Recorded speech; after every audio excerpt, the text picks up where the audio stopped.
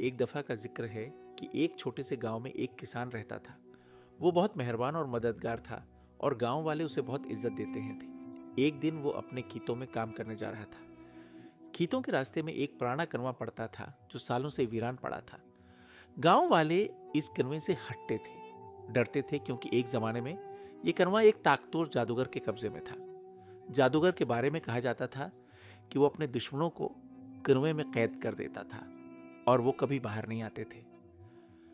हिम्मत की पिकारन किसान जब कनवे के करीब से गुजरा तो उसने एक औरत की आवाज सुनी जो मदद के लिए पिकार रही थी। ने सोचा कि शायद ये जादूगर का कोई जाल है जो उसे फंसाने की कोशिश कर रहा है।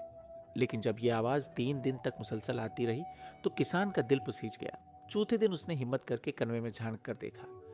वहां उसने एक खूबसूरत परी को देखा जो जंजीरों में जकड़ी हुई थी। परी के बाल बिखरे हुए थे और उसकी हल्की सी होठें थीं। आंखों में दर्द भरा हुआ था। सुपरी की दरख्वास्तंबज परी ने किसान से कहा, मैं एक परी हूं और मुझे इस जादूगर ने कैद कर रखा है। जब तक मैं उन जंजीरों में जकड़ी हूं मेरा कोई जादू नहीं चल सकता। तुम मेरी मदद करो और मैं तुम्हें कभी न भूलने वाला एहसान दूंगी। किसान को परी पर तरस आ गया और वो फौरन घर गया और एक मोटी रस्सी ले आया। उसने रस्सी को कनवे में फेंका और परी को बाहर निकाला।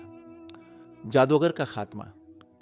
जब परी कनवे से बाहर आई तो उसने अपनी जादुई छुरी उठाई और कनवे की तरफ इशारा किया। कनवे में से आग के शाले निकलने लगे और जादूगर जो कनवे के अंदर छुपा हुआ था चीखता हुआ बाहर आया। जादूगर ने परी को रोकने की कोशिश की, लेकिन परी की ताकत उससे कहीं ज्यादा थी। परी ने अपनी छुरी से जादूगर को आग की शॉलों में झोंक दिया और वो हमेशा के लिए खत्म हो गया।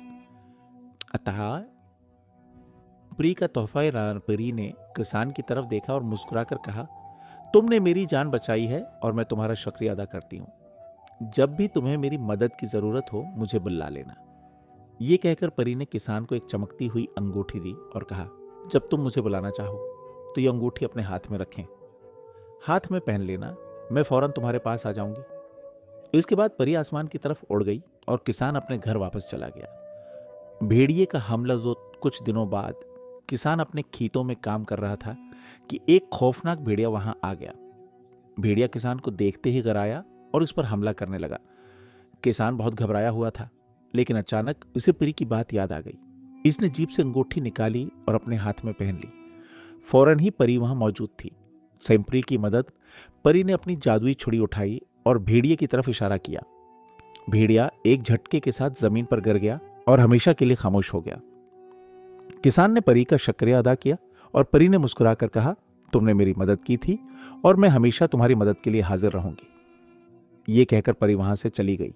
कहानी का अख्तिताम, किसान ने अंगूठी को अपने पास महफूज रखा और जब भी उसे किसी मुश्किल का सामना होता वो परी को बुला लेता।